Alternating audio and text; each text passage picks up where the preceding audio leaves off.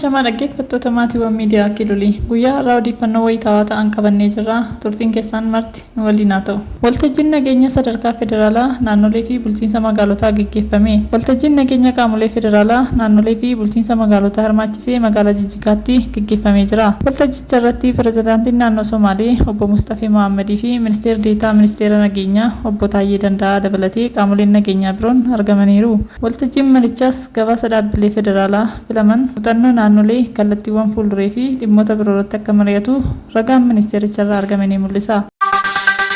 Itoophiyaan miseensa BRICS ta'uun ishee hojii dippiloomaasii bu'a qabeessa damdaneessaa fi waloof hojjetteef taatee seena qabeessa beekamtii kennisiisee ta'uu Paakistaanitti ambaasaaddarri Itoophiyaa Jamaal Bakar himaniiru. Itoophiyaan sadarkaa idil addunyaatti sirna addunyaa haaraa hammataa haqa qabeessaa fi faayidaa waloo irratti hundaa'ee akka uumamu gahee irraa eegamu ba'achuuf cimsitee akka itti fuftu kan gargaaru ta'us eeraniiru. Dhiibbaa jijjiirama haala qilleensaaf deebii kennuuf ashaaraan magariisaa hojjechaa jirtuuf nageenya kabachiisuu keessatti hirmaannaa bahachaa jirtu bakka olaanaa kan kennisiisuuf Itoophiyaan miseensa BRICS dhaabbilee akka mana maree idil addunyaa hirmaachisaa fi bu'a qabeessa akka ta'u miseensota kanneen waliin qindoomuun dhiibbaa uumuuf kan dandeessisudha jedhanii. Humna kuufama misooma Itoophiyaan qabduu fi humna nama oomishaa qabdu waan taateef biyyoota miseensa BRICS waliin damee dinagdee irratti qindoominaan hojii bu'a qabeessa ta'an hojjechuuf ni gargaara jedhame. Itoophiyaan ce'umsa tekinooloojii beekumsa akka uumtuu fi filannoo deeggarsa faayinaansii akka argattuuf carraan kan uumamu ta'uu beekamee jira. Egaa dhaggeeffattoota keenya qophii keenya guyyaa har'aa asumaan golomnaa